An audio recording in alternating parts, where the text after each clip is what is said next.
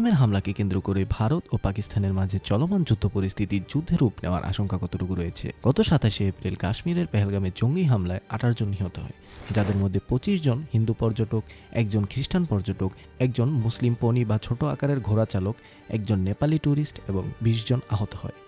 এই হামলাটি 2018 সালের মুম্বাই হামলার পর সবচেয়ে বড় সন্ত্রাসী হামলা বলে চিহ্নিত করেছে ভারতীয় সরকার। কাশ্মীরের পেহেলগামে এই হামলার পর ভারত পাকিস্তানকে দায়ী হিসেবে দেখছে। তাছাড়া সন্দেহভাজন 2 পাকিস্তানিকে গ্রেপ্তারও করেছে, কিন্তু পাকিস্তানি সরকারের পক্ষ থেকে একে ফলস ফ্ল্যাগ অপারেশন হিসেবে চিহ্নিত করা হয়েছে।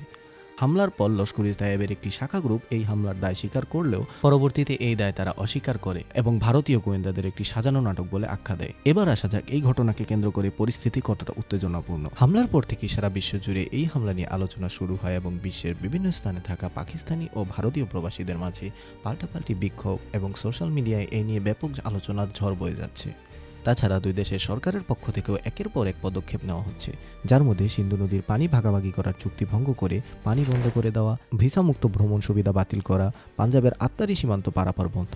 পাকিস্তানের পক্ষ থেকে উক্ত উত্তেজনাকে কেন্দ্র করে যেসব সিদ্ধান্ত নেওয়া হয়েছে: পাকিস্তানের আকাশসীমা দিয়ে চলাচল করা ভারতীয় সকল বিমানের উপর নিষেধাজ্ঞা দেওয়া হয়েছে। তাছাড়া ভারতের সাথে চলমান সকল বাণিজ্যিক কার্যক্রম স্থগিত করা হয়েছে এবং ভারতীয় সকল কূটনৈতিকদের জন্য দেশ থেকে নির্দেশ দেওয়া হয়েছে।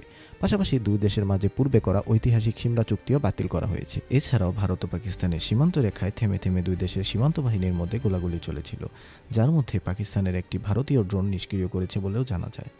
এর মধ্যে ভারত তাদের সামরিক শক্তি পরীক্ষা হিসেবে তাদের নৌবাহিনীর দ্বারা একটি মিসাইল ধ্বংসের সফল পরীক্ষাও চালানো হয়েছে। এর সবকিছুর মাঝে কাশ্মীরে ব্যাপক অভিযান চলছে, যার মধ্যে 1,500-এর মতো মানুষ আটক করা হয়েছে বলে জানা গেছে। কিন্তু অভিযোগ রয়েছে যে সন্দেহভাজনের নামে সাধারণ কাশ্মীরি মুসলমানদের ধরে নিয়ে যাওয়া হচ্ছে। বর্তমানে নিরাপত্তার স্বার্থে কাশ্মীরের 48টি পর্যটন এলাকা বন্ধ রাখা হয়েছে। এর মধ্যে আন্তর্জাতিক শক্তিগুলোর মধ্যে যুক্তরাষ্ট্র, চীন, ইরান, তুরস্ক, সৌদি আরব ও জাতিসংঘ শান্তির পক্ষে অবস্থান নিয়ে আলোচনায় বসার আগ্রহ দেখিয়েছে।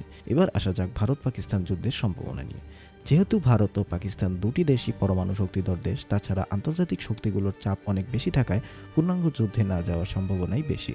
কিন্তু এরপরেও বিশেষজ্ঞরা মনে করেন হয়তো পূর্ণাঙ্গ যুদ্ধে জড়াবে না দুটি দেশ, কিন্তু যদি জড়ায় তে উভয় দেশেরই চরম ক্ষয়ক্ষতির মুখে পড়তে হবে। তাছাড়া দ্বিতীয় সম্ভাবনাটি হলো সীমান্তে ক্ষুদ্র গোলাগুলি আকারে হামলা কিংবা সার্জিক্যাল স্ট্রাইকের মতো সামরিক অভিযান। তৃতীয় সম্ভাবনাটি হচ্ছে বিশ্বের বৃহত্তর শক্তিধর দেশগুলোকে সাথে নিয়ে কূটনৈতিক সমাধান।